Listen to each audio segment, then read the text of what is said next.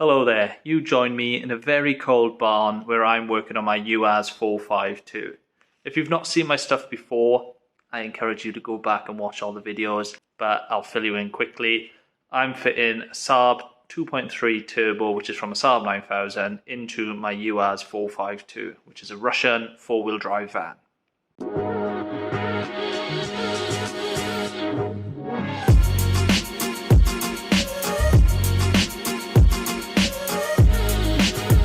So in the previous episode, if you watched it, I took the 2 litre, so that's a 2 litre, that's just for mock-up purposes. I took that engine and box back out of the van. Now, I had to make some clearance room in the floor, which cut a big hole, and I couldn't weld that back in fully in its new elevated position until the engine and box were removed. So that's why they're sat there. Also, I had to make new engine mounts on the chassis and again couldn't weld them fully in place with the engine in the way.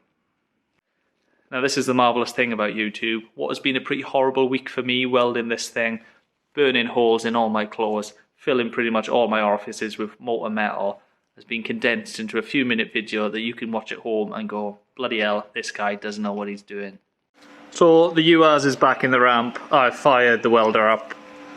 Done a bit of cleaning up, and now I'm going to weld in the raised floor. It's going to be tricky because it's going to try and catch fire here and inside, so I've got the door open and I'm going to run back and forth and put fires out.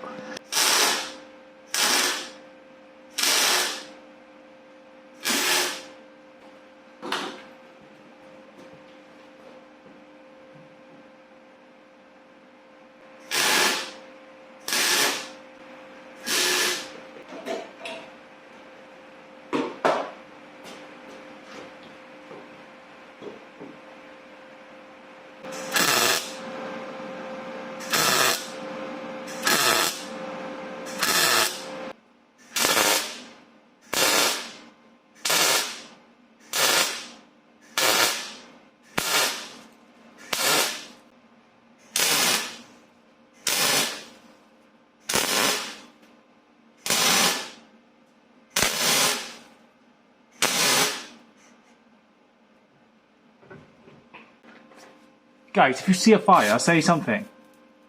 Don't just sit there and watch it. Jesus, I might as well do it myself.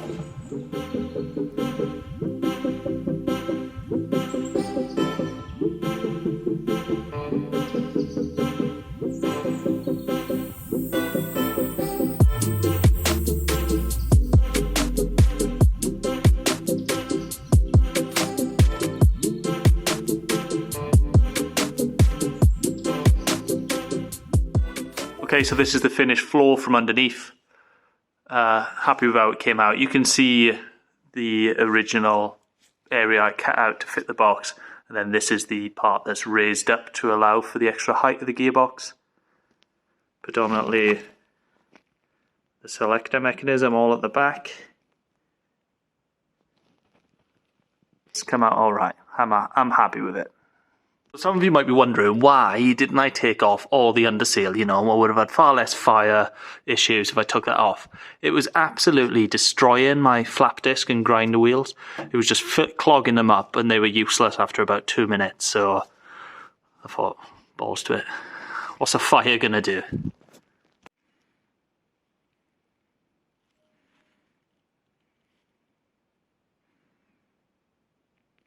Okay, let's take a look from inside.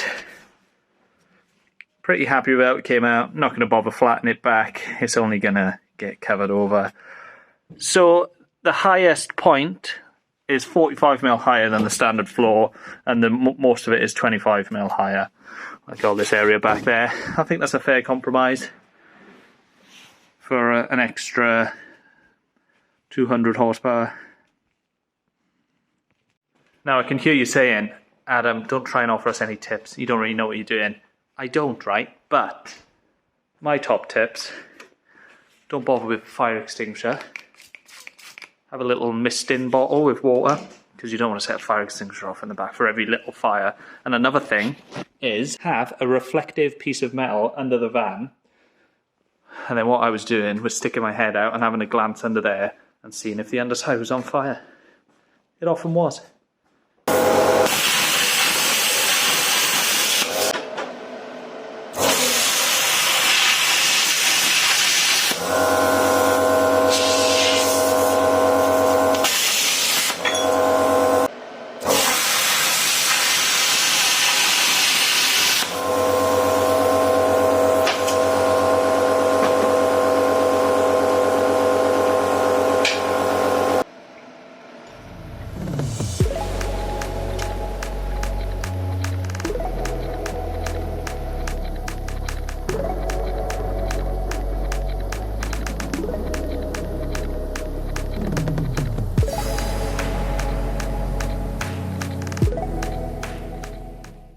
Okay, so these are the mount plates which are welded to the chassis. The actual engine mounts bolt to this. Basically, the engine doesn't come out unless the mounts are out of the way, so this is what I've had to go for. As they're angled slightly, there would be a bit of a gap front and back. So you just saw I've made little fillet pieces to go in there. Then it's seam welded top and bottom to the chassis, and then these bits welded in. That's both sides. They come out all right. I'm no professional welder. You can see that. And also something I didn't really need to learn, but I did. And it's kind of obvious, really, is that if you've got any slag on the end of the metal, which you've just plasma cut, it's not going to weld properly. It's going to spit and do horrible things.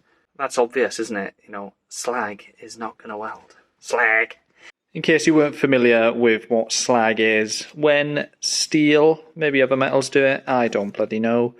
Once it gets super hot, you end up with this stuff, right? So it's a product of arc welding, plasma cutting, and forging steel, I think.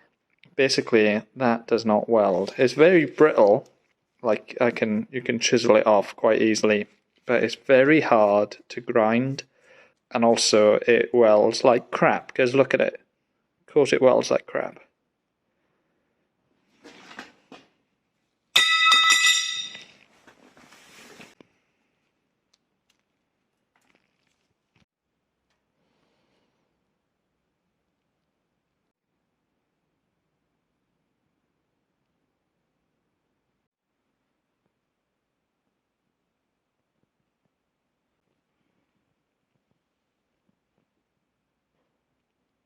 Okay, I'm going to call it there on this video. The next steps in this project are to build up the 2.3, which is the actual engine going in this van.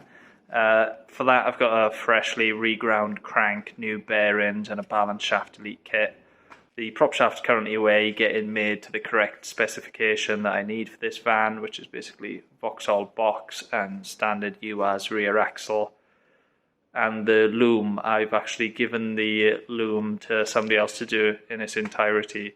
I've done looms previously on these two, on all three of these actually. I've done the looms and they've come out all right. They've worked. They've never been an issue. But just to speed this process up and to get it done a little bit nicer, I've given it to someone else. So hopefully when these parts start coming back in, this thing will start really picking up pace, and the plan is to get it running and driving before Christmas 2022. So thanks for watching. Catch you in the next one.